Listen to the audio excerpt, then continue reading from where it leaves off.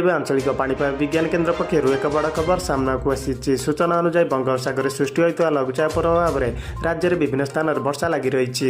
ଏନେଇ ଆଞ୍ଚଳିକ ପାଣିପାଗ ବିଜ୍ଞାନ କେନ୍ଦ୍ର ପକ୍ଷରୁ 6ଟି ଜିଲ୍ଲାକୁ ୟେଲୋ ୱାର୍ଣ୍ଣିଂ ଜାରି କରାଯାଇଛି। ଏନେଇ କେଉଁ କେଉଁ ଜିଲ୍ଲାରେ ଅଧିକରୁ ଅଧିକ ମାତ୍ରା ବର୍ଷା ହେବ ଓ କେଉଁ ଜିଲ୍ଲାରେ ଏହାର ପ୍ରଭାବ ଅଧିକ ରହିଛି ତା ନେଇ ସମ୍ପୂର୍ଣ୍ଣ ଅପଡେଟ୍ ଜାଣିବା। ତା ପୂର୍ବରୁ ଭିଡ଼ିଓଟିକୁ ଲାଇକ୍ କରନ୍ତୁ। ଯଦି ଆପଣମାନେ ଆମ ଚ୍ୟାନେଲ ପାଇଁ ନୂଆ ପ୍ରଥମ ଥର ପାଇଁ ଦେଖୁଥିବେ ତେବେ ଏବେ ହିଁ ସବସ୍କ୍ରାଇବ୍ କରି ଅଲ୍ ନୋଟିଫିକେସନ୍ ଅନ୍ କରି ରଖନ୍ତୁ, ଯାହାଫଳରେ ପାଣିପାଗ ସଠିକ୍ ସୂଚନା ଆପଣମାନେ ଆମ ଚ୍ୟାନେଲ ମାଧ୍ୟମରେ ପାଇପାରିବେ। ତେବେ ଲେଟ୍ ନକରି ଖବର ଉପରେ ନଜର ପକାଇବା। ବର୍ତ୍ତମାନ ଯାହା ଖବର ଆସିଛି, ଦକ୍ଷିଣ ପୂର୍ବ ବଙ୍ଗୋପସାଗରରେ ଆଜି ଲଘୁଚାପ କ୍ଷେତ୍ର ସୃଷ୍ଟି ହେବାର ସମ୍ଭାବନା ରହିଛି। ସାମାନ୍ୟ ଲଘୁଚାପ କ୍ଷେତ୍ର ପ୍ରଭାବରେ 16 ତାରିଖରୁ ପାଗ ମେଘୁଆ ରହିବା ସହ ହାଲୁକା ବର୍ଷା ହେବାର ସମ୍ଭାବନା ରହିଛି। ଏନେଇ ଭୁବନେଶ୍ୱର ସ୍ଥିତ ଆଞ୍ଚଳିକ ପାଣିପାଗ ବିଜ୍ଞାନ କେନ୍ଦ୍ର ପକ୍ଷରୁ ସତର୍କ ସୂଚନା ଜାରି କରାଯାଇଛି। ପାଣିପାଗ କେନ୍ଦ୍ର ସୂଚନା ଅନୁଯାୟୀ ସାମାନ୍ୟ ଲଘୁଚାପ କ୍ଷେତ୍ରଟି କ୍ରମେ ଘନୀଭୂତ ହୋଇ 17 ତାରିଖ ବେଳକୁ ଅବପାତ ରୂପ ନେଇପାରେ। ଏହା ପ୍ରଭାବରେ 16 ତାରିଖରୁ ରାଜ୍ୟରେ ବର୍ଷା ହେବାର ସମ୍ଭାବନା ରହିଛି ବୋଲି ପାଣିପାଗ କେନ୍ଦ୍ର ପକ୍ଷରୁ ପୂର୍ବାନୁମାନ କରାଯାଇଛି। ଏଥିସହ 17 ତାରିଖ ପାଇଁ 6ଟି ଜିଲ୍ଲାକୁ ୟେଲୋ ୱାର୍ଣ୍ଣିଂ ଜାରି କରିଛି ଆଞ୍ଚଳିକ ପାଣିପାଗ ବିଜ୍ଞାନ କେନ୍ଦ୍ର। ସମସ୍ତ ଜିଲ୍ଲାଗୁଡ଼ିକ ହେଲେ ଭଦ୍ରକ, କେନ୍ଦ୍ରାପଡ଼ା, କଟକ, ଜଗତସିଂହପୁର, ପୁରୀ ଓ ଗଞ୍ଜାମ। ଏସବୁ ଜିଲ୍ଲା ପାର୍ଶ୍ୱବର୍ତ୍ତୀ ଜିଲ୍ଲାମାନଙ୍କରେ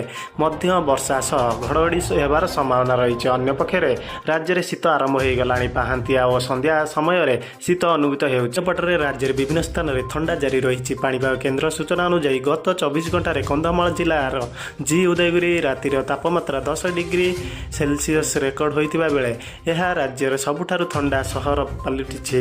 ସେହିପରି ସେମୁଳିଗୁଡ଼ାରେ 11.1 ସେଣ୍ଟିମିଟର, କୋରାପୁଟରେ 11.6, କେନ୍ଦୁଝରରେ 12.8, ଫୁଲବାଣୀରେ 13, ଦାରଙ୍ଗବାଡ଼ିରେ 13।